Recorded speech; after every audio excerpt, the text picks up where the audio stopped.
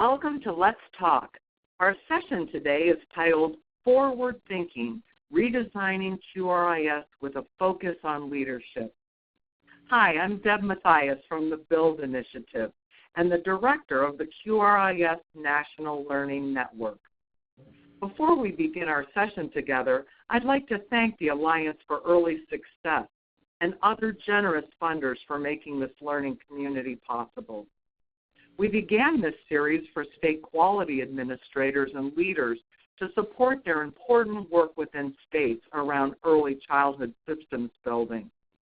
Quality administrators are welcome to invite other participants as related to the specific topic of the call. We know a number of you invited colleagues interested in leadership and continuous quality improvement, professional development and technical assistance, implementation, and other cross-sector partners such as Head Start, education, or early intervention folks. We intentionally keep the sessions small to invite conversation and sharing. We hope these calls enable us to share challenges, innovation, and promising practices. After the session, a survey will pop up asking for your suggestions, comments, or questions. We appreciate your input and ideas, and we'll follow up with resources as requested. If you're working on a promising practice or facing a challenge in your state, just send me an email and we can develop a Let's Talk discussion around the topic. Thank you for taking the time to answer the questions when you registered. Many of you provided thoughtful ideas and questions. We reviewed the information, and it's informing the presentation. I know I'm keeping notes during the session, and I hope you will too for our discussion near the end, and make sure you enter your thoughts and ideas in the chat box. The topic of attaining and sustaining quality is one state leaders wrestle with continually. Move the slide over. All right. In the early phases of implementing a quality framework, we seem to focus on participation and recruitment. After this comes the hard work of figuring out the most helpful strategies to assist programs, implementing partners, and our own governmental agencies to continue to improve our services and functioning. As we evaluate and weigh the strategies, supports, and incentives to improve early learning, the conversation without fail returns to program leaders and leadership abilities. I've become convinced from my years leading programs on the ground to my work at the state level and now nationally in our learning community that we cannot generate systemic change without addressing this human component and key ingredient to success. There's so many important questions bundled together here, from the critical need to diversify our leadership both racially and culturally, to identifying pathways for emerging leaders, and developing and supporting leadership at all levels of our system building. I remember having a conversation in a meeting once with teacher aide in one of our programs and talking about leading from the teacher aide position. So really when I say all levels, I truly believe that. I was speaking with a group of state leaders about these complexities and thought we could turn to two amazing thought partners who've been thinking about leadership for a very long time. I really look forward to engaging in the topic today with our guests, Jill Bella, the Director of Quality Supports for the McCormick Center for Early Childhood Leadership and Assistant Professor of Early Childhood Education at National Louis University, and the incomparable Teri Talan, the Michael W. Lewis Chair and Interim Director of the McCormick Center for Early Childhood Leadership and Professor for Early Childhood at NLU University. Thanks so much for being here. Jill, hi. Hi, Debbie. It's so great to be here, and thank you for inviting us to host this webinar. I just wanted to say welcome to everybody and let everyone know how excited we are to be talking about leadership, and we'll be focused on some trends that we're seeing related to leadership that are happening right now, as well as this concept of whole leadership and how leadership can be embedded in the QRIS. So I'm going to turn it over to Teri, who's going to start us off. Well, let me just say I'm thrilled to be with you this afternoon, and happy to engage in ways that we can deepen the conversation of how to include and address leadership in QRIS. So we're going to start out with, change our slide, Jill. She's our slide advancer. With that question, why? Why is it important that we really consider leadership when we all know that the direct contact between teachers and adults in the classroom with children is the potent way to work towards improved outcomes for children? And I think the answer to that is that teachers work embedded in systems at centers and in homes and in schools. They cannot function optimally unless they're really working in programs with good leadership and good administrative practices. So our tagline used to be supporting directors as the gatekeepers to quality. And I think that that's an important thing to realize, that the leaders in programs are gatekeepers, and they both ensure high quality at the classroom level, but they can also prevent or be an obstacle to increasing quality at the classroom level. So I think that's the reason why it's so critical that we really do a deep dive into what do we mean when we address leadership in QRIS. So I'd like to start with this particular slide, which talks about the early childhood administrator's influence. And I find that sometimes I use the word administrator because it's the broadest word, inclusive of principal, director, site manager, who else, coordinator. But you'll hear Jill and I really use a bunch of words, and we're using them interchangeably to mean the person who is that gatekeeper at the site level. So if you look at this, the circle on the far left, leadership and management practices, that's what the early childhood administrator, how their leadership is expressed through their practices, both leadership and management. And you see that there is this direct impact on these critical three components: organizational culture and climate, teaching practices, and family engagement. Those areas which are so key to having the impact on children's development and learning. But it's mediated, that impact, from the director, who has the direct impact on those boxes in the middle, and that has the direct impact on children's development and learning. So it's essentially a graphic that is showing our theory of change and why, as you increase the quality of leadership practices and leadership capacity, you improve the quality of organizational culture and climate, you increase the effectiveness of teaching practices, and you enhance family engagement, all of which then impacts children's development and learning. So, change the slide. We have a document which is on our website called Leadership Matters that essentially captures what we know from research about the importance of leadership in terms of impacting the quality of programs that impact children's outcomes. And this document, which we try to keep short in length, is kind of a compendium that, should people need any documentation about where's the research base for how important leadership is, they can access this document always on our website, and we update it about twice a year. So another concept that I want to talk about is, so as we talk about leadership, what do we actually mean when we're talking about leadership and leadership in QRIS? What does it look like? So we know that in QRIS that there are multiple ways leadership is referenced. It can be in terms of standards for what are the standards, the professional qualifications for leaders.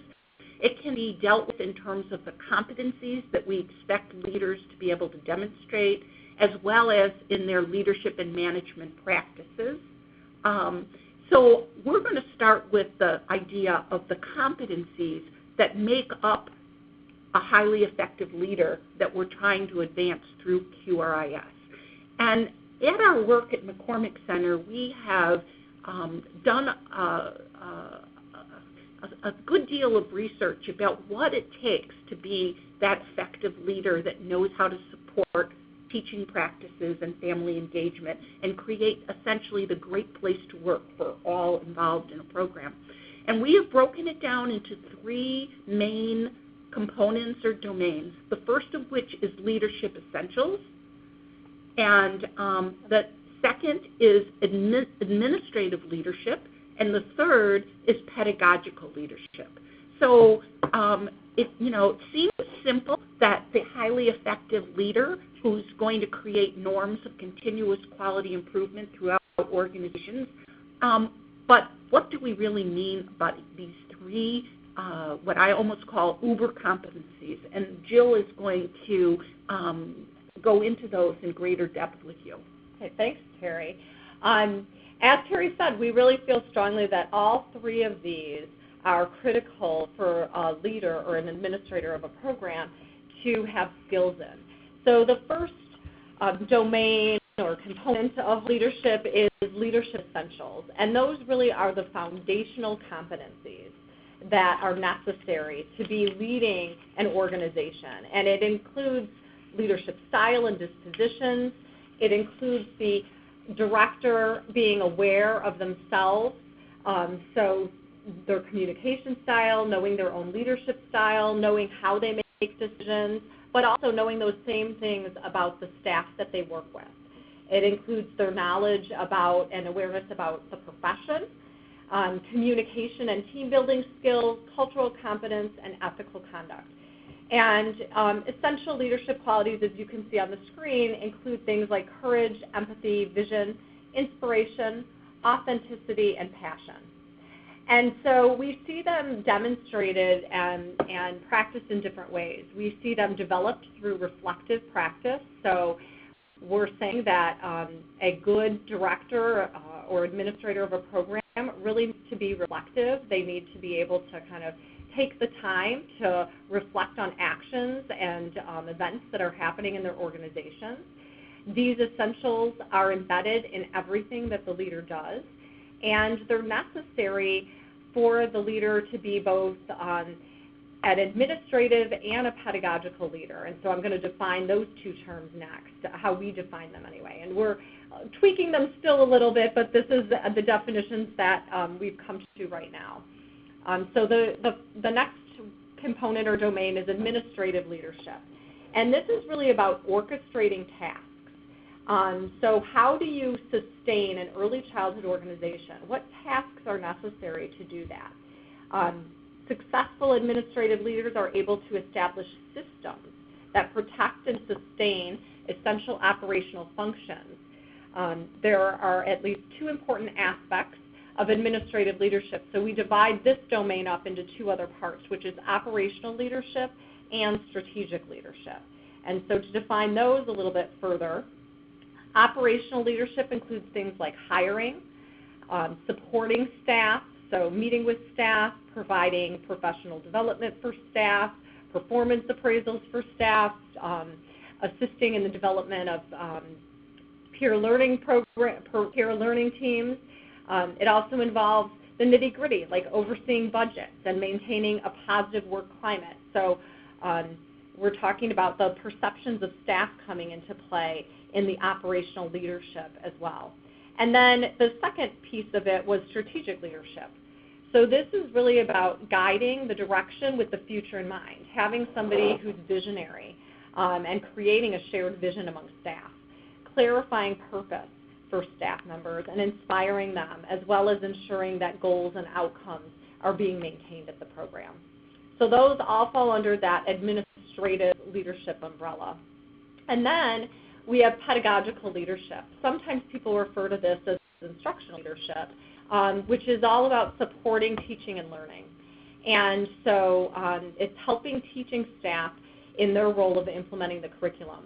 But pedagogical leadership is a broader term, and it encompasses many roles and functions. So, for example, pedagogical leadership impacts teaching and learning by establishing the norms of continuous quality improvement. And how we see pedagogical leadership is ensuring fidelity to the organization's curricular philosophy.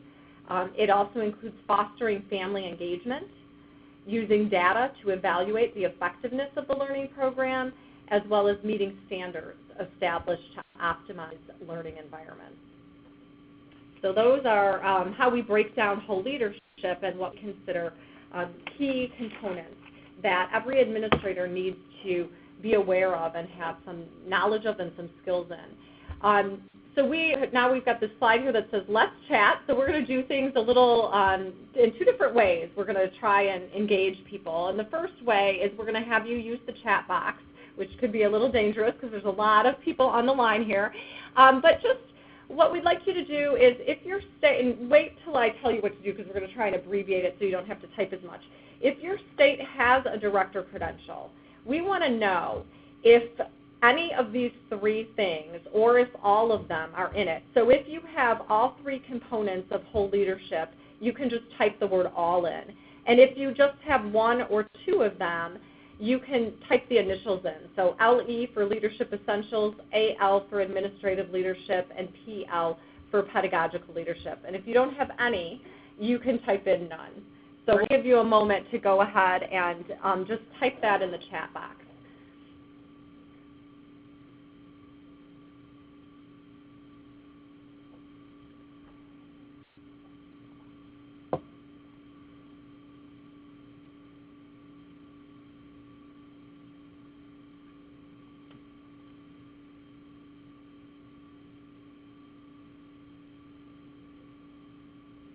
Thanks. We're getting some in right now, so I'll let you keep doing that. We've got a few places with all, and I guess I should have asked people to specify their state as well, but that's okay.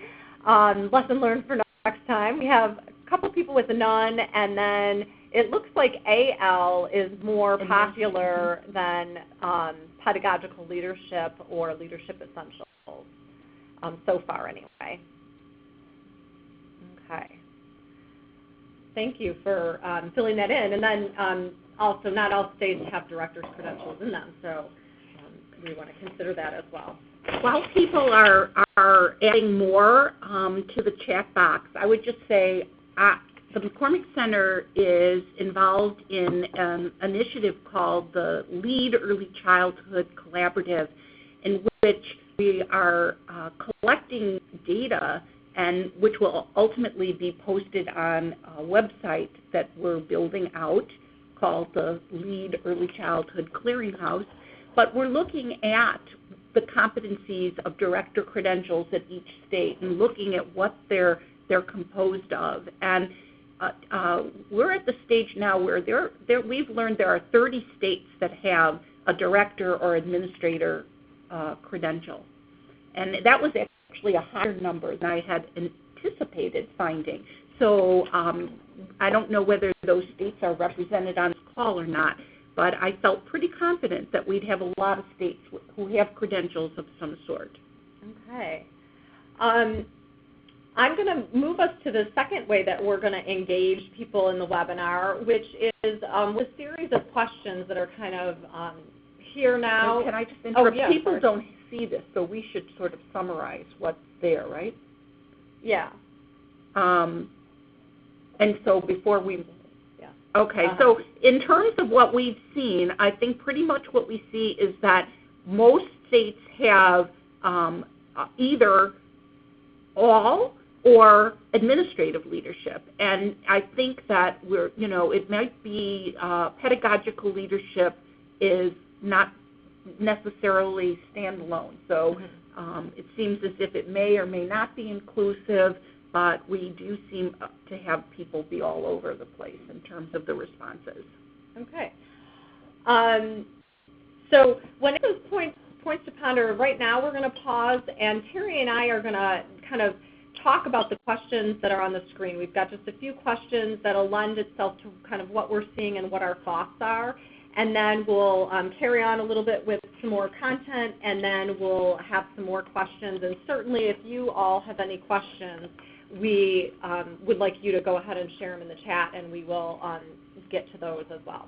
So this is Deb. You know, it made me think as we were reflecting on the less about pedagogical leadership, right? That being a slighter part in most people's director credential.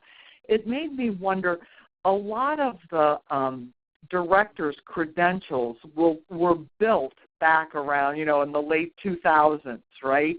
And I wonder if this isn't something that's coming more and more into focus as people are looking at child school readiness and child outcomes and thinking about that in terms of, are the leaders or someone in the program prepared to lead, you know, the developmentally appropriate curriculum components around learning and support teachers and teaching and learning. It just made me think, I think in child care especially, we were coming from directors often had an educational background, but not as much administrative, and so we were filling that gap initially with our directors' credentials, right, because good teachers were promoted, but still it's a different kind of a look to leading the instructional practice to doing it well yourself. So I wonder if there's a historic influence there. It kind of made me think that. Yeah, I'm glad that you brought that up, Debbie, because I think that that's really the case, that as we've started looking at director credentials, oftentimes it's administrative competencies that are added onto the assumption of a degree in early childhood. And yet the understanding of how you lead change and guide the development of teachers is not the same thing as having a good grounded knowledge in early childhood or child development. So I think that is one of the ahas of looking more closely at what do we mean by a director credential and why it's important that we consider what are the competencies of an effective leader. And at the same time as we have credentials that were built on the business or more administrative leadership components, we also have other credentials that are primarily identified as a degree in early childhood at the AA or BA or graduate level, and an additional one course in administration. So there is an imbalance of thinking that by having a degree in early childhood, you have the pedagogical leadership competencies. And so really what we need to think about is both, is there a complete package? What at heart does every program leader need to have foundational knowledge of? And then depending on a person's role, they're going to need a much deeper competency or knowledge and skill base in one of the three areas that we've talked about.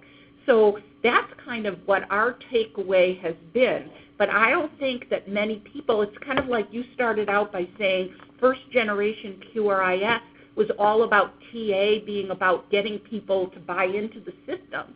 And I think our first generation director credentials was about just even identifying the business and administrative leadership competencies that existed as discrete skills. And now we're at a place where we're saying we need a comprehensive second generation director credential that is sure to address all the pieces of what need to be supportive of practices in programs.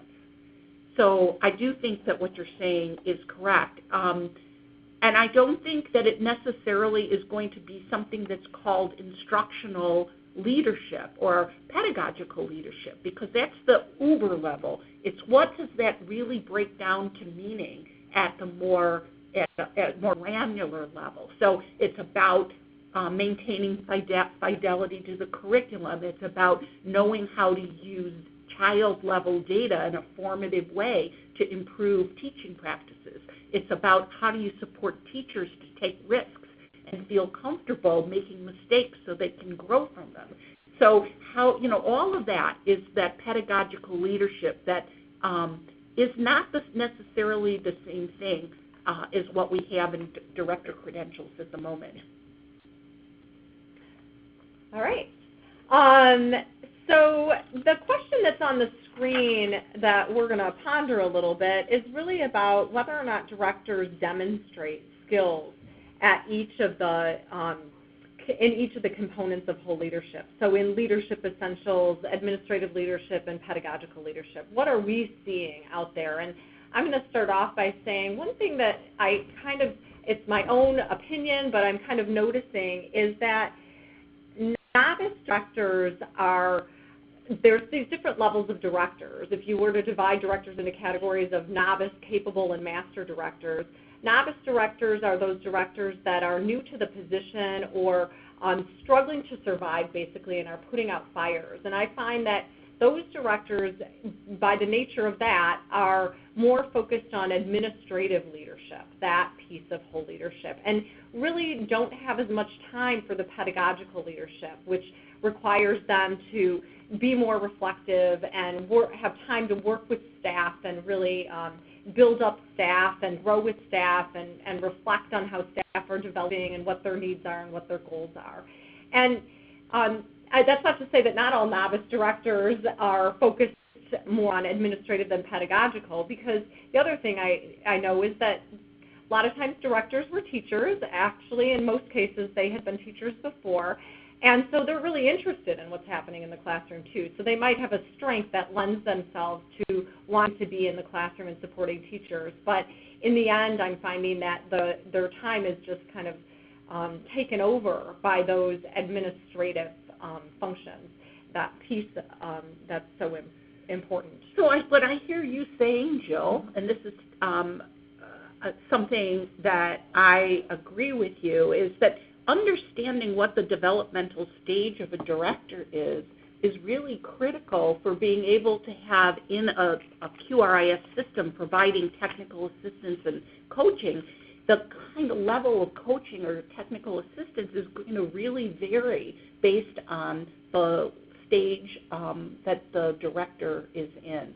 And that oftentimes, and I think we're kind of jumping to a later slide having to do with trends, but even when we have support for program directors or leaders in our QRIS systems, it takes a one-size-fits-all approach where that technical assistance might be geared towards helping to improve practices in the classroom or the use of assessment tools, but it doesn't take into consideration the developmental stage of the director themselves and where they need to grow at that moment in time.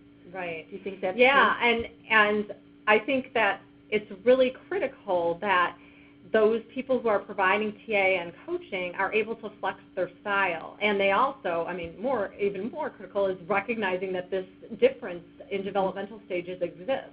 So how they even talk to a director varies depending on what stage they're in. The types of questions they ask, how they share resources with that director is going to vary. So for example, if they're dealing with a novice director who's really focused on surviving and putting out fires, they're going to be a little bit more directive. They're always scaffolding that director to the next stage, which is capable director and then master director, but they're going to be more concrete. They're going to be modeling things more. They're going to be giving, maybe giving some examples of things to directors and helping them to pick out what they like or don't like from the examples they're sharing.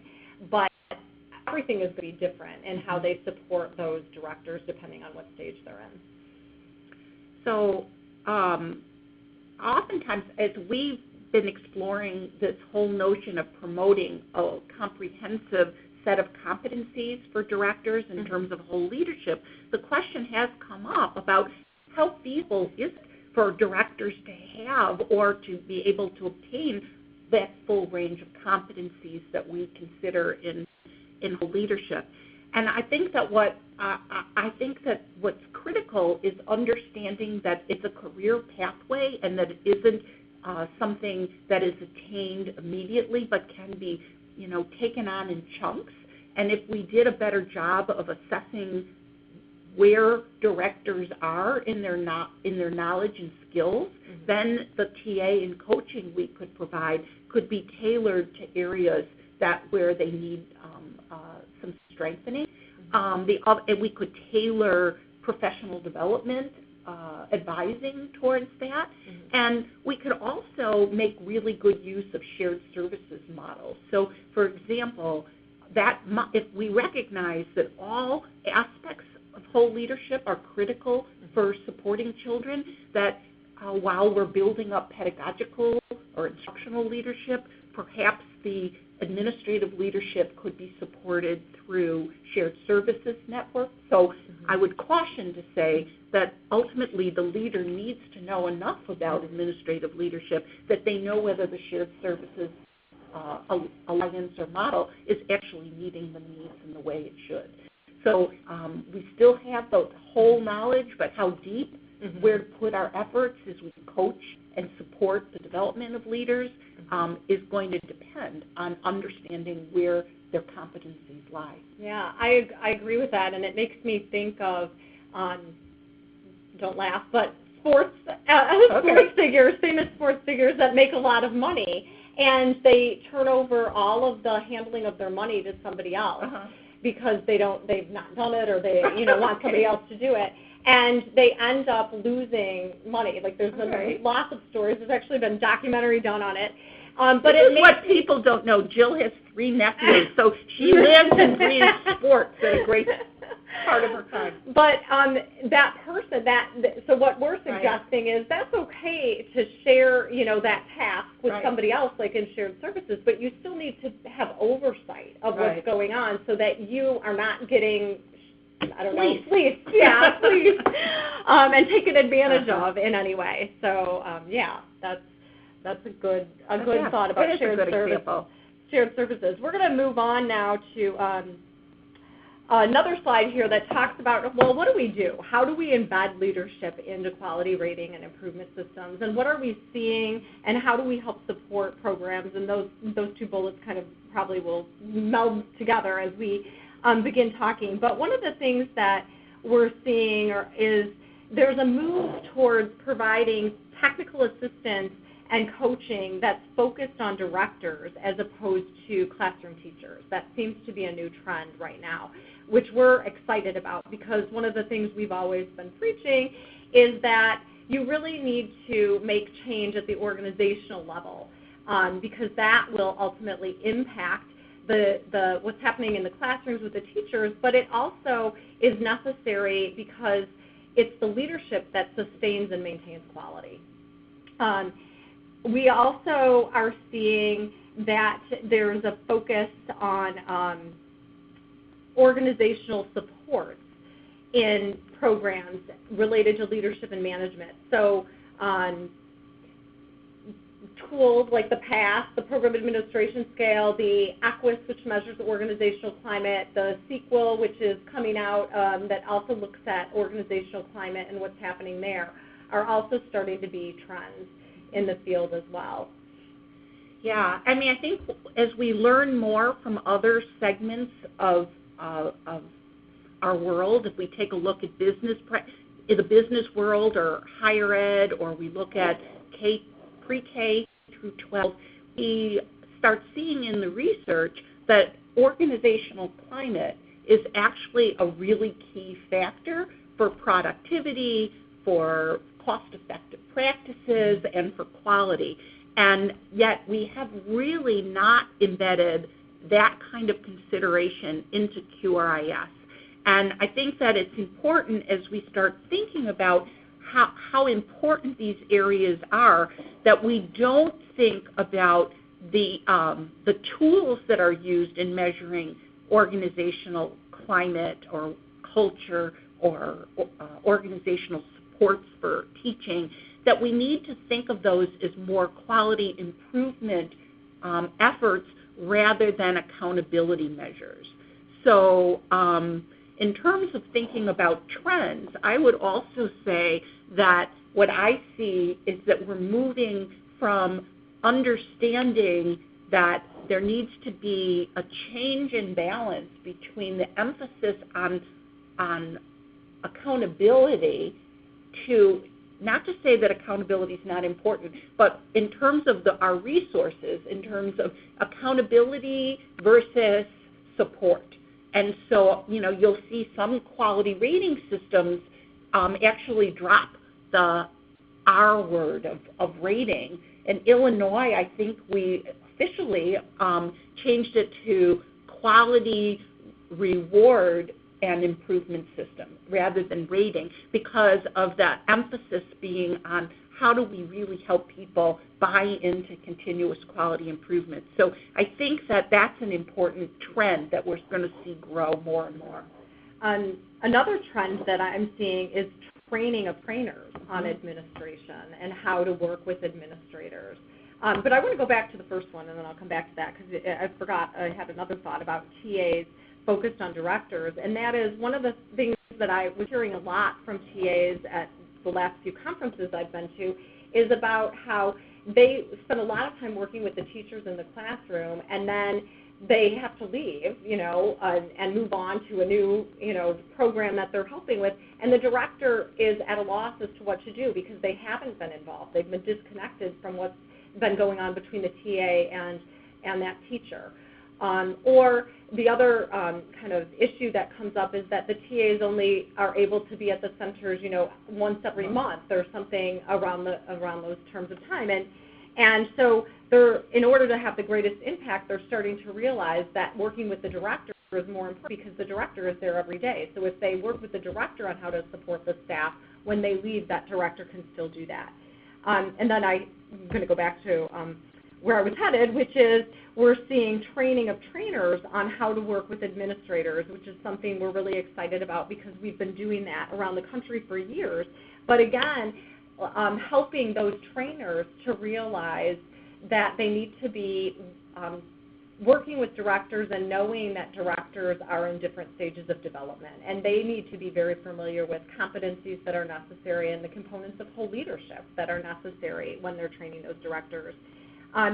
There's a third trend I'm seeing which has to do with director credentials, but before we go there, because that kind of leads into our next slide, I wanted to talk about the second bullet, which is how do we support programs to embed leadership into QRIS. And so 3 things that Teri and I were talking about before this webinar that we've been seeing is there's actually a lot of leadership academies around the country that kind of lend themselves this bullet. And they come in all different shapes and sizes, longitudinal type academies, more short-term academies, building communities of learners together. We're also seeing assessments being done, so formal as well as informal assessments being done to support programs and work towards making improvements and building on strengths. And then we've already mentioned we're seeing work on organizational climate and helping to improve staff perceptions of what's going on in a program. Did you want to say any more about any of those things, or? Well, I just want to, we would be remiss if we didn't talk about how the program administration scale, which measures leadership as well as management, is embedded in QRIS across the country. And at this point, the program administration scale and or the business administration scale, which is for family child care, are embedded in QRIS in 17 states. So it has a role in thinking about how leadership can be embedded in quality rating and improvement systems.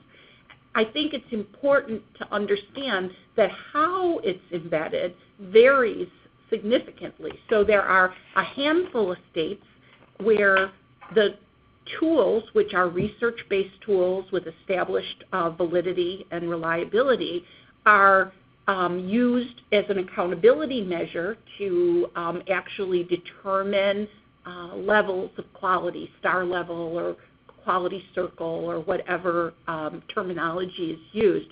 But more and more states are using the tools in a quality support fashion, where quality support specialists are trained to use the tools to work with administrators to improve their quality of organizational or program-wide practices. And so when I say 17 states have embedded this tool, sometimes it's as a standard, sometimes it's as an accountability measure, and sometimes more frequently it's as a tool for supporting quality improvement. So I think it's a heavy, a heavy piece of how we see leadership being included in quality rating and improvement systems. I was going to add to that I mentioned there's a wide variety of leadership academies that are out and about across the country happening and have been happening for years actually. We have one that's a 10-month program. I know I'm not even going to list the states because a lot of states have them, but they come in, as I mentioned, a variety. So it could be where directors are meeting on a monthly basis, and I'm going to actually ask one of our audience participants to speak to that in a minute. We've got a new initiative that's starting where we're training a group of trainers on leadership and management topics, and we're doing it over a year-long period where we're going out to a state every other month, and we're doing training with a group of over 100 directors and some trainers as well. And we're just doing a half-day session, and then we're debriefing with the trainers after that. And then in the interim, though, this is where I'm really excited, is we're talking with those directors, and they're doing some assignment to follow up, because we all know professional development, if you just go for a day and don't tie any reflection to it or learning to it, it goes away. It tends to go away. So we want to make sure that what's learned is continued and people are supported in that. So that's another model. But I'm going to ask Laura Newman, who's in Georgia, to speak to what she's doing with directors in her state. Hi, Jill. Hello, everybody. Thank you so Hello. much. I'm thrilled to share what we've done here in Georgia. So a couple of quick points, because I certainly don't want to hijack the conversation. Jill's expertise and Teri's is so strong. But I want to mention that I work out of the Resource and Referral Agency headquarters, Quality Care for Children, and my project is actually, just as you spoke of briefly, a shared services model. So everything is kind of coming together here.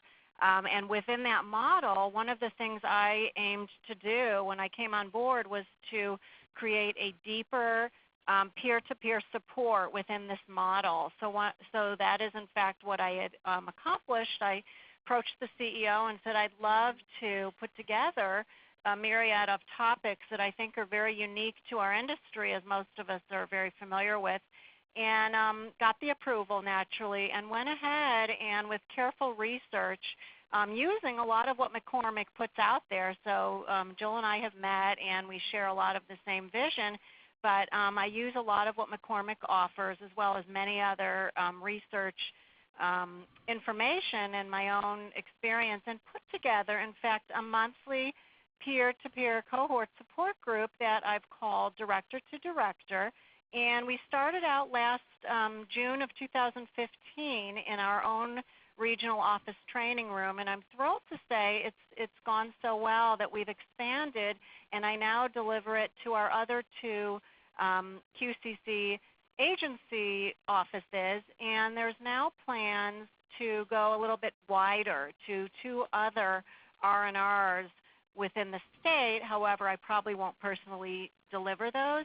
But it's wonderful because we have a lot of directors that are seasoned, but many, of course, as you would anticipate, not so seasoned. So you mentioned, of course, in the conversation that we have stages of directors and where they're at in their careers. So that's exactly what I'm finding in our meetings. We have those who are mentoring just in their participatory styles of contributing to our conversation, and those who just came on board and, of course, are very intimidated by the process.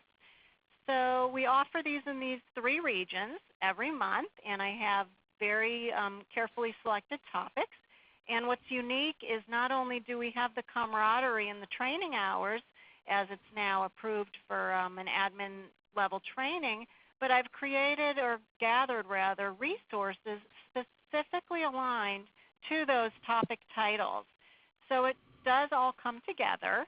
I serve coffee and light snack, and I'll tell you what, the 2-hour meeting comes to an end so quickly, and it seems that it's really a conversation we all want to continue having. Most of us stay late. They exchange business cards and phone numbers, and it's just an absolutely wonderful thing that meets my own passion outside of my regular responsibilities to do these meetings. So that is something we in Georgia are doing, and to great success. So yes, that's something that, as I say, a deeper peer-to-peer support network.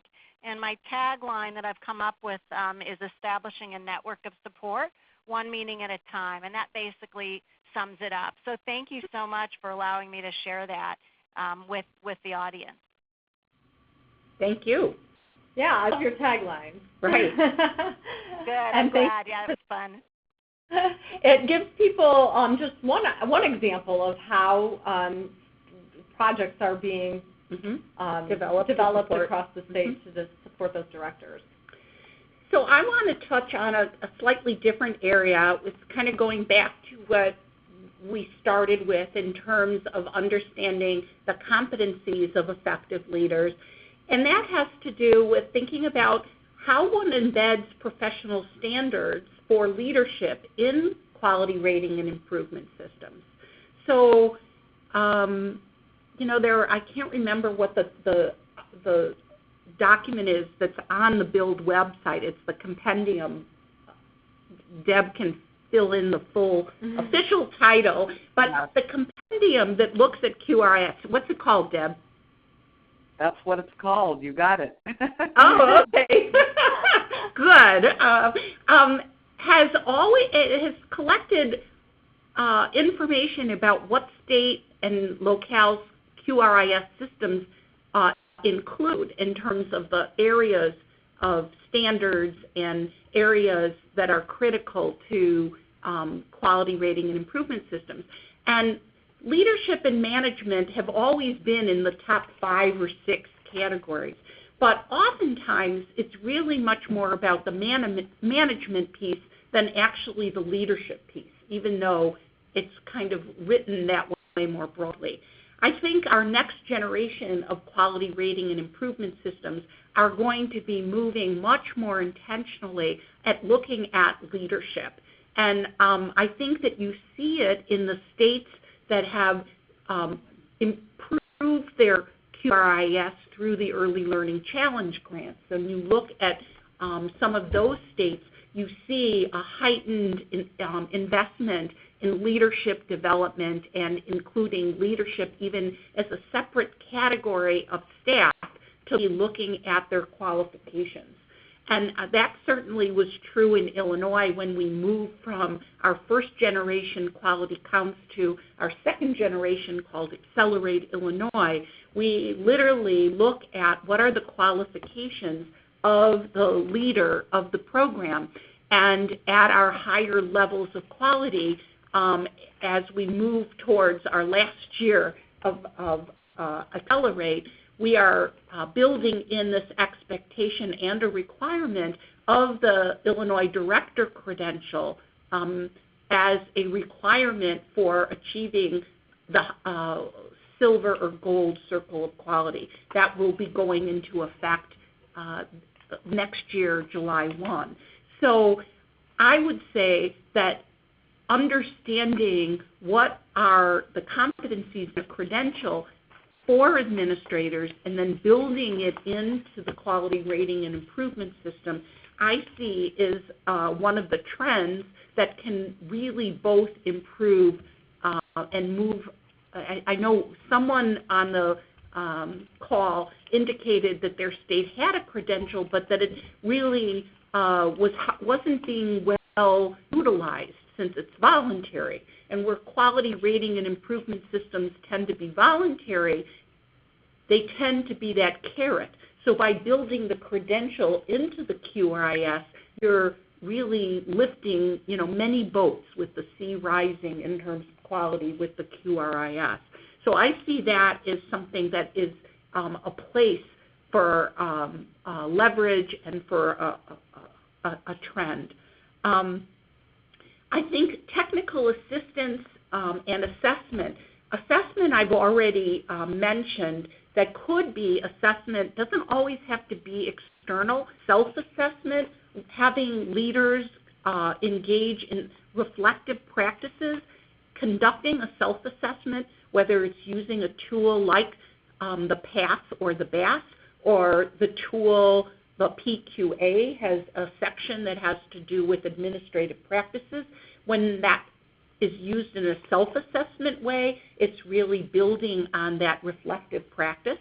And then technical assistance and seeing how to prepare our cadre of technical assistance specialists across the country and understanding more than how you help leaders support teachers on assessment tools, but how do we help leaders develop their own coaching skills, their own ability to meet the director where they're at, to understand that developmental stage. How do we help build in that cadre of coaches and technical assistance specialists that knowledge that they need in order to understand the developmental stages of director? So I see that all of that work is just beginning to happen and is where there's trends that need to be more fully implemented. Anything you want to say about that, Joan? No, I think you've said it all. Okay. So I wanted to touch on diversifying leadership, and I think that most people will agree that there is this tension between wanting to raise the bar on the qualifications that are the requisite knowledge and skills that effective leaders need to have, and the ability to maintain leaders that reflect the culture of the communities that they're serving. And so I don't think they're mutually exclusive, but I do think that it's important to be intentional about the need to increase the diversity of our leadership at the program level at the same time as we raise those standards for what the competent director needs to know and be able to do.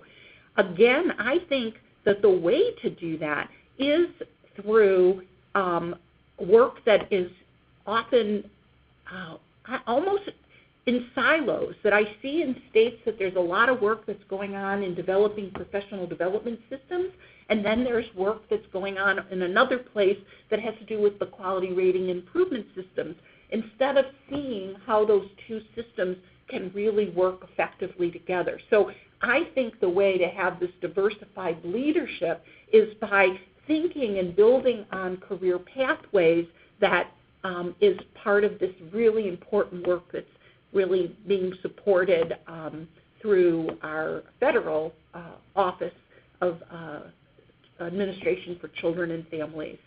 And so what I mean by that is stackable competencies, so that you take directors where they are, and many times a director was a good teacher who gets promoted to director, and we know our teaching workforce is the most diverse part of our workforce. So you take teachers who become teacher leaders and get promoted to administrator leaders, and you identify how to help build those competencies in a stackable way and promote that career pathway.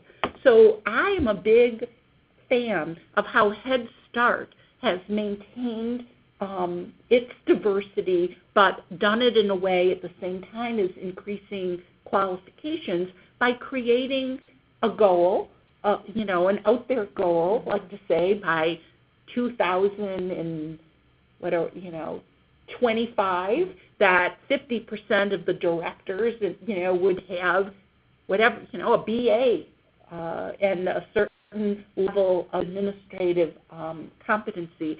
That would be a way that I could see that we would be moving forward with diversifying our leadership, or not losing our diverse leadership starting with that teacher assistant, moving up to being a teacher, moving up to being an assistant director to a director. And it's all dependent on building in scholarships, the appropriate professional development advising, building cultural competence so that program leaders are supportive of their workforce growing in their careers, and making more available online learning.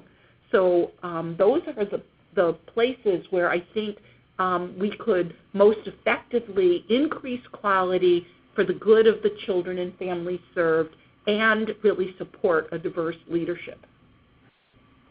I also would just add to that, too, about using technical assistance specialists and coaches to identify those diverse leaders and to build them up and work with them that way. But I hear you saying how important collaboration is among agencies and states, and that, people are aware in different organizations what other organizations are doing, and they're making connections. So if you're doing training, making sure that it meets the requirements for the registry, if there's a registry, making sure it meets requirements for a credential, if there's credentials in the state. So important things to keep in mind. I also think that, I'm glad that you said that, Jill. I think the other important thing is that where there are a lot of leadership academies that are occurring and growing across the country, how are they being offered for credit, so that as we move to the IOM report's recommendation that all lead educators, including directors and family child care providers, have a minimum of a bachelor's degree and specialized knowledge in child development and administrative practices. To get there, we are going to need to see that those leadership academies are really connected to what we know are important competencies, and also to college credit. So how are we actually making that available? It's really critical that we connect the dots and not overwhelm. This is another important piece. I think oftentimes people on the phone, I think, are going to definitely be nodding your heads yes. Leaders are overwhelmed with all the things that they're supposed to do. They're supposed to support their staff, getting higher education and training. They're working on classroom practices. They're doing all the things that they're doing, and now we're saying they have to work on their own professional development. So I think to the degree that we can link the professional development requirements in QRIS to the same professional development requirements that lead to credentials and degrees for our workforce, we're doing the work of connecting all of our quality initiatives together. And I don't see that happening as broadly as I'd like to see across the country. I'm proud to say that in Illinois that we have really embedded credentials both for directors and for the teaching workforce in our second generation QRIS. We were able to do that because of Race to the Top Early Learning Challenge funds, but it has made a huge difference in our state in the numbers of our workforce that are credentialed and on their way to meeting the standards set by the IOM report on the workforce. Okay. We're going to re-engage in that different way right now to just ponder a couple points. So this next question is about our state programs designed to support leaders. And I was looking at, this was kind of addressed in the question you were sent when you registered for the webinar. And some of the different ways that directors are being supported, some we've talked about and some are different. So having meetings with directors, one state has an annual symposium with directors, cohorts of directors working together, credentials that include courses that support the director credentials, having quality specialists trained to support directors, and another point that was mentioned was having access in one state to state agency employees who could provide support to those directors. So it is happening in different ways throughout the country. Our next question, kind of along the same lines, are technical assistants in your state primed to work with administrators. And this question is interesting because I think that, a lot of people who are technical assistance specialists were also teachers. And some of them were directors, but for those of them who were never directors, this could be an issue. Are they really primed to help support directors on administrative tasks and responsibilities that they might not have had experience with? So I think that's something that's an issue, is how do we train them if they're not? How do we get them up to speed to be a coach or a provider of support to those directors? And that kind of gets at what are the competencies for technical assistance specialists, and do states have a credential or a set of core knowledge for those technical assistance specialists who are working with directors as well as with teachers? And, what would that look like? What would those competencies include? So I guess that was a question that you wanted to ask. Does anybody have, you can use the chat box to reflect on those questions, or if you have a question you'd like us to answer related to that, please go ahead and use the chat box to do that.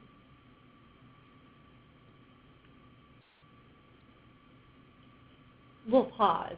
We don't have any nice, relaxing music to play. Jerome, sorry about that.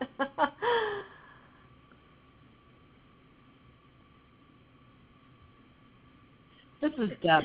One thing that's been occurring to me as you're talking, it's like having a whole strategy within a state. More than a director's credential is going to get to it.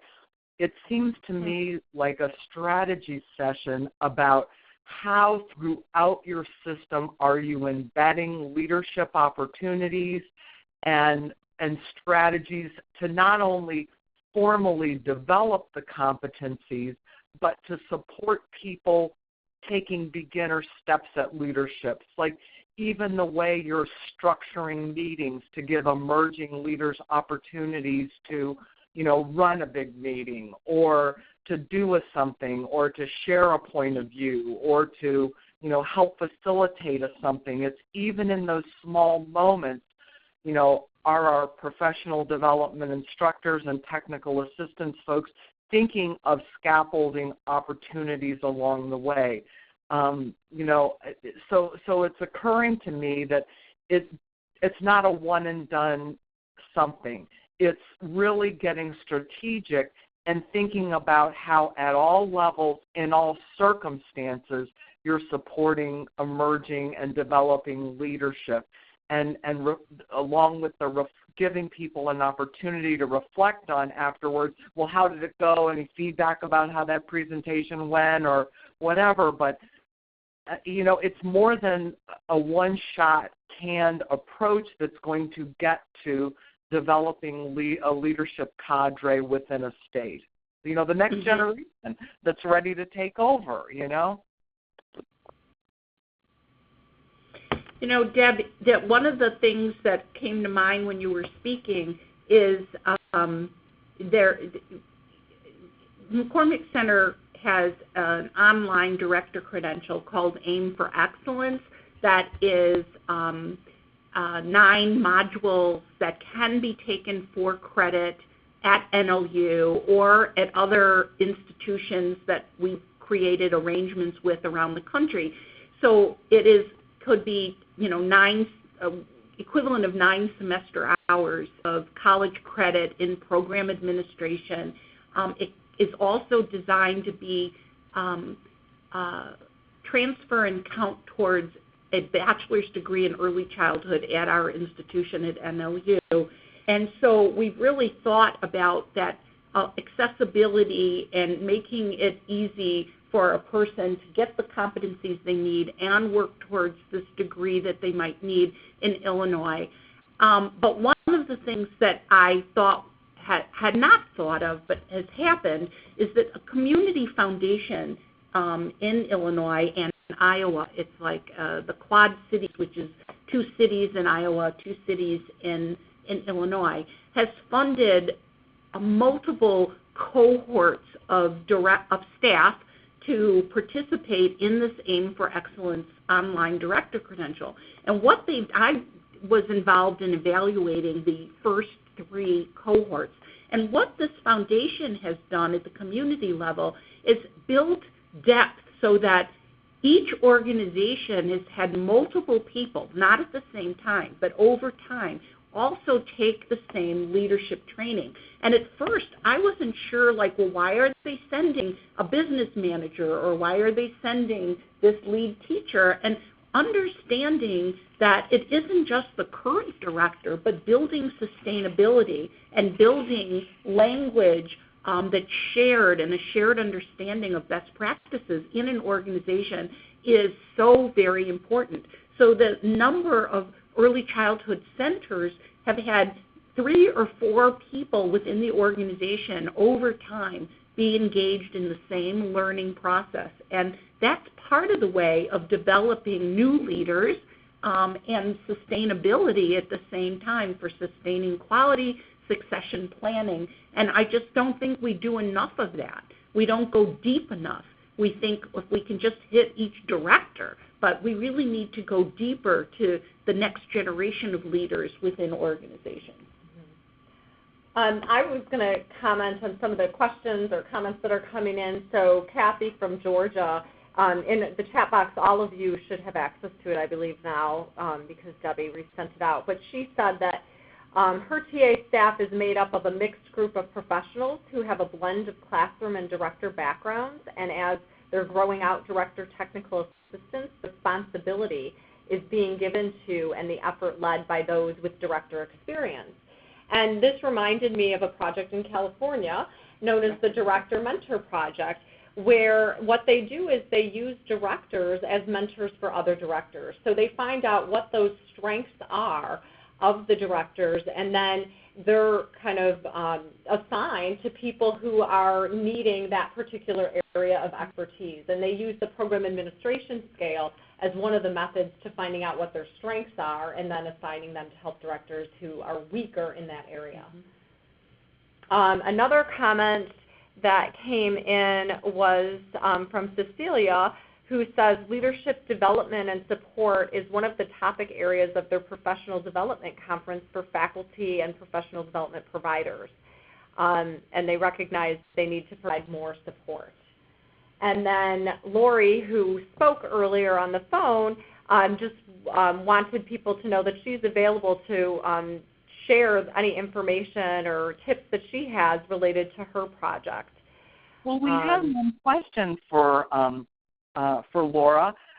In Georgia, were there specific topics you found that the cohort of directors seemed most interested in discussing?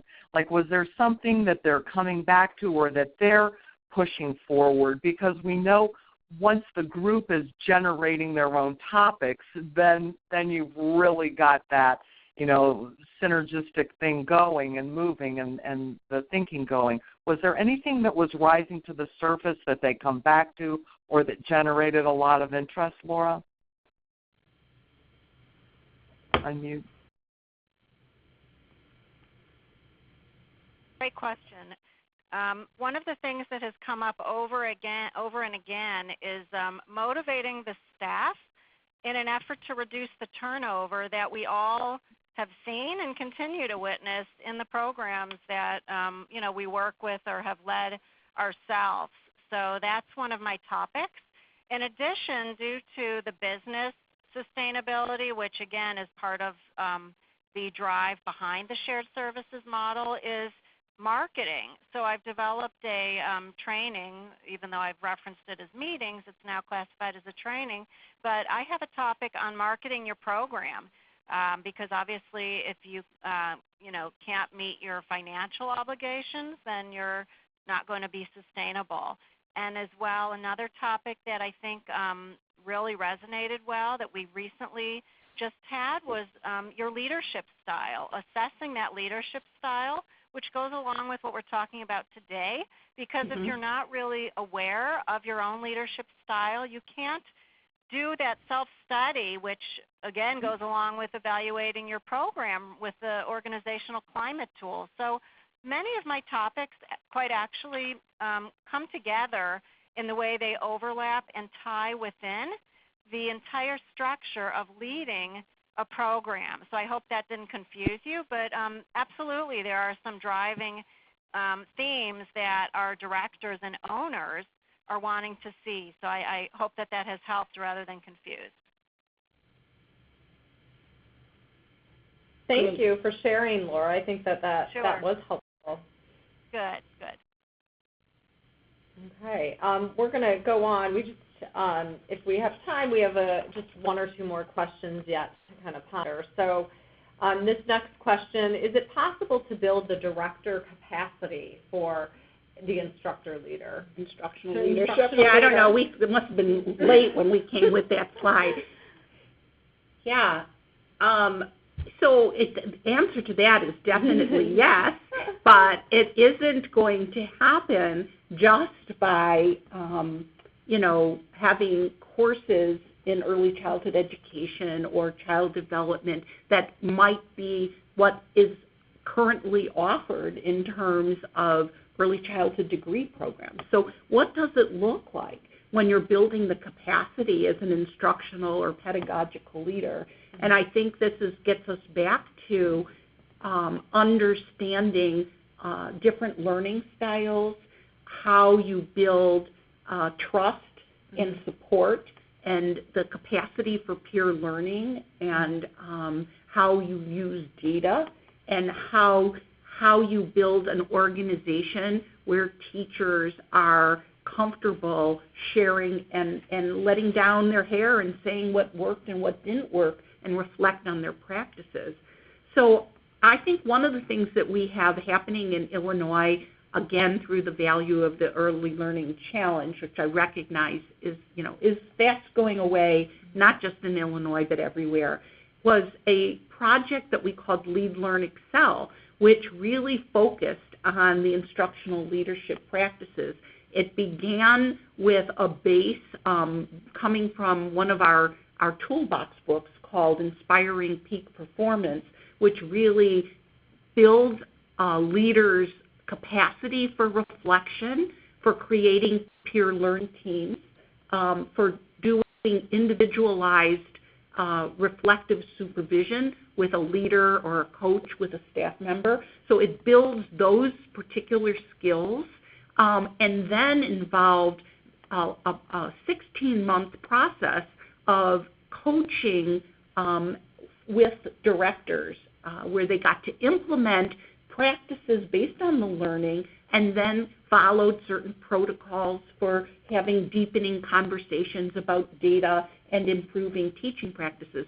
So it was a very intensive coaching model built on developing the knowledge and skills around what we've already talked about. And yet this is a model that is really, I would say, a model with legs. It's been very, very effective working with leaders in Illinois.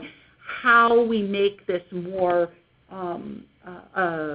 scalable with less resources will be probably the next hurdle in Illinois. But I do think we've shown through this model that it's definitely possible to build directors' capacity to be effective instructional leaders. Yeah, I kind of want to build on this question a little bit. It has me thinking about the importance of both, all three components of whole leadership, but how administrative leadership and pedagogical leadership are intertwined together. They're at an intersection or a crossroads together, and oftentimes we see, one, but not that interconnection between both of them, or they're there kind of separately, but they're not connected together. So I'm thinking about a blog that I had done a few months ago on family engagement and how it's demonstrated and supported how through that administration at the program, through that administrative leadership. So oftentimes I'll go in programs and I'll see that family engagement is an issue. The director will say, we can't get families involved in the program, and I'll ask, what they do, and they'll say, well, we pass out flyers about how to get them involved, and we tell them about events, and nobody shows up,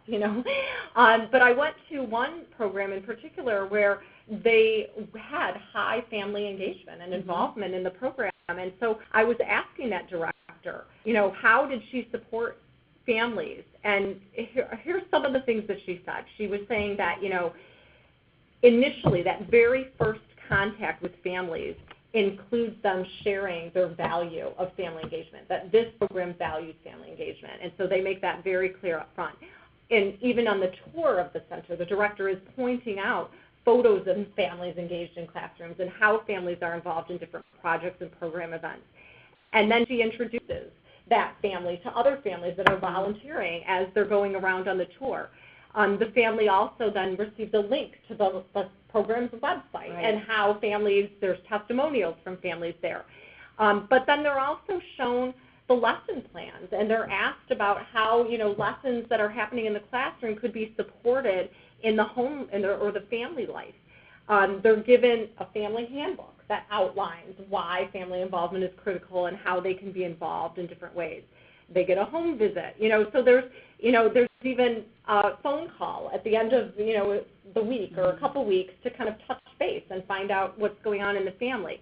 And then the staff are involved in all of it too. So I could go on and on. The staff meet and they consider what's happening with families and updates. They're sharing those things. They have notebooks that go back and forth between the family and the classroom, and conferences are, thinking about that family perspective and including families.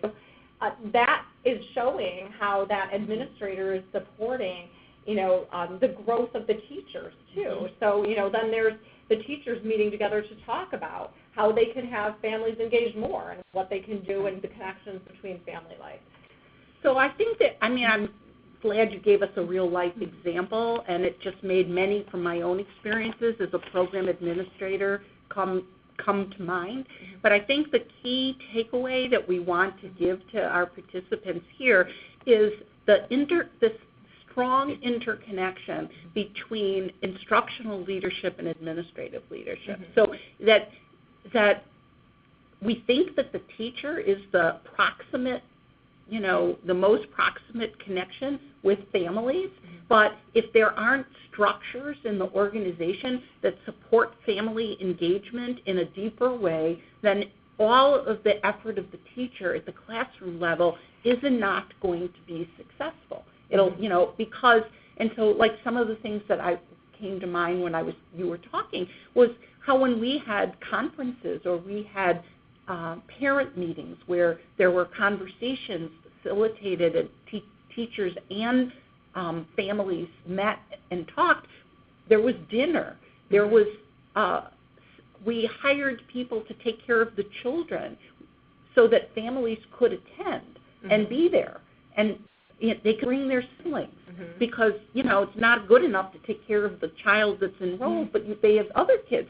We did all those things, and we had great family engagement. So, but that couldn't happen at the classroom level. All those supports have to happen at the organizational level. I want to add, because I was sharing a lot of what the director was doing with the families to kind of support this concept of family engagement, but there's so much more that was also happening among the staff. So, purchasing books on family engagement and having learning groups to discuss the books and what they're reading and coming up with things, having staff report on family engagement and meet about it. There's an expectation in that program that the teacher is going to implement a practice that she learned from those books or he learned from those books, or a training about family partnerships.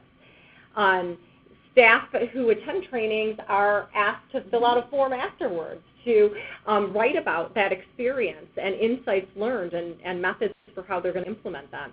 And then they're always also encouraged to present new practices as well as lessons learned from meeting with their colleagues. So that administrator, it's not going to be followed through with if that administrator doesn't support it. And so we really need to help directors or administrators to find ways to show that they're valuing what they're asking their staff to do, and they're supporting it in multiple ways so that it actually happens.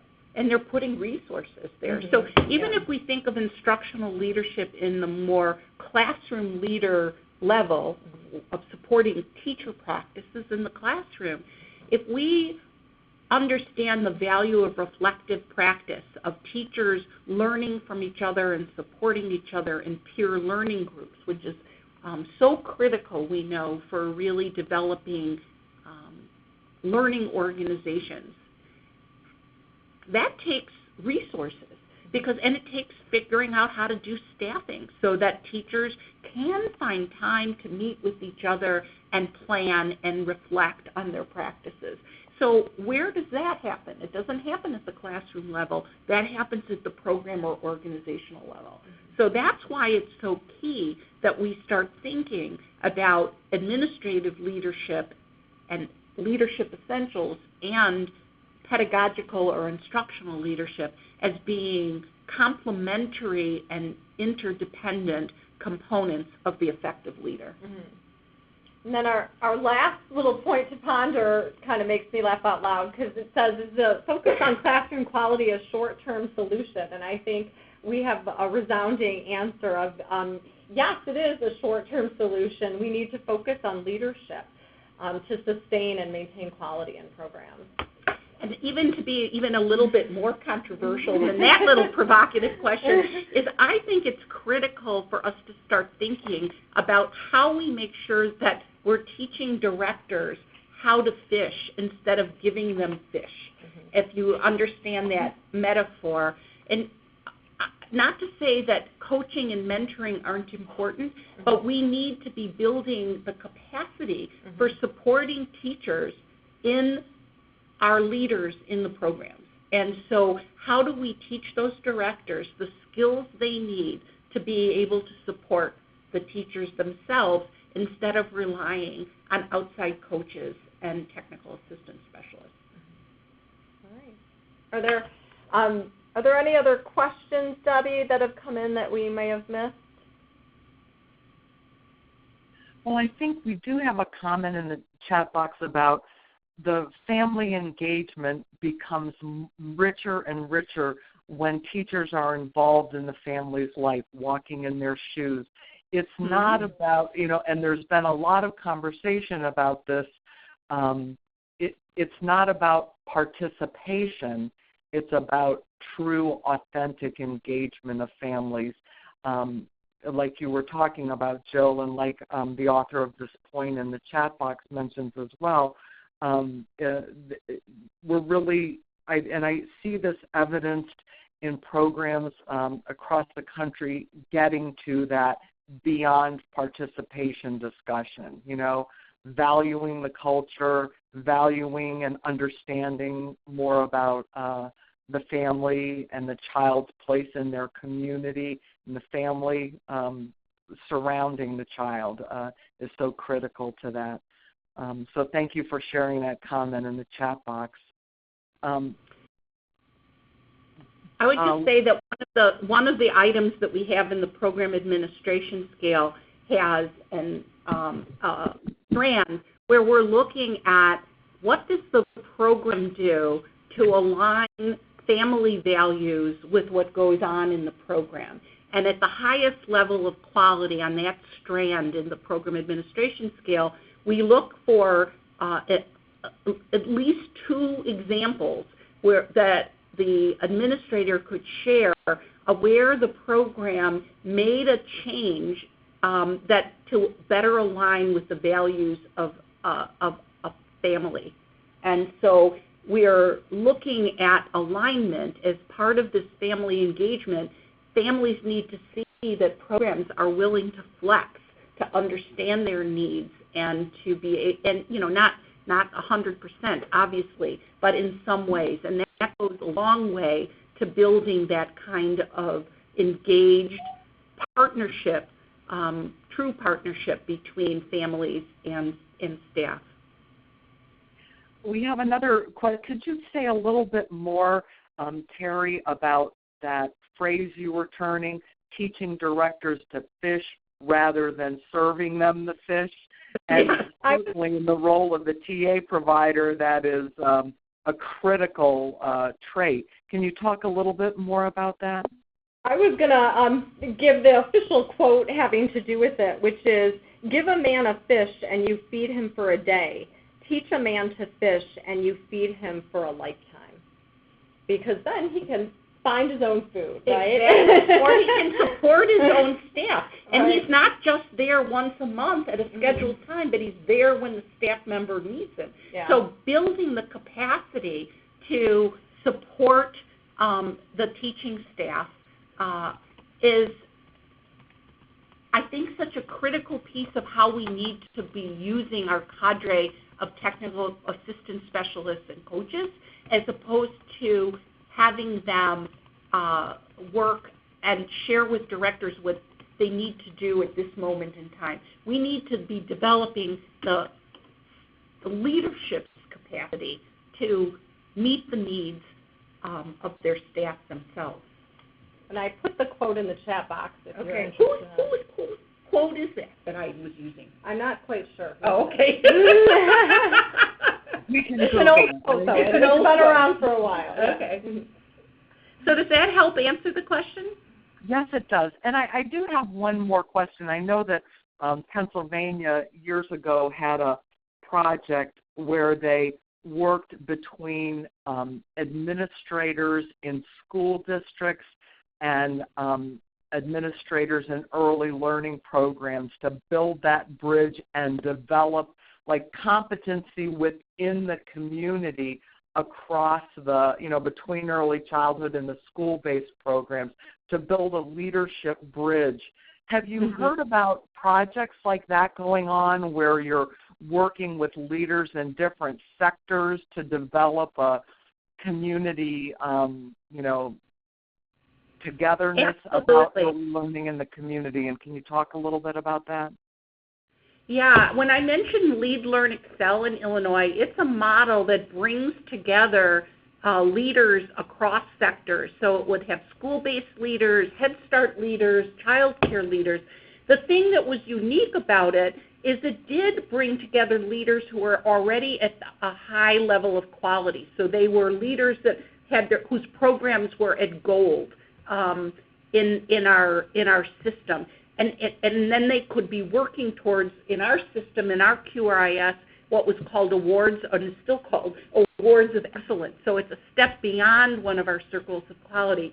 So I think one of the tricks, and that's why I'm going into the weeds a little bit and giving you that detail, is that if you're going to bring people together across different sectors, you really also want to make sure that they're at a somewhat comparable level of leadership, right? So by bringing together those who are already at one of the highest levels of quality in a QRIS system that's cross-sector, you have a better capacity for building those peer learning groups across different sectors.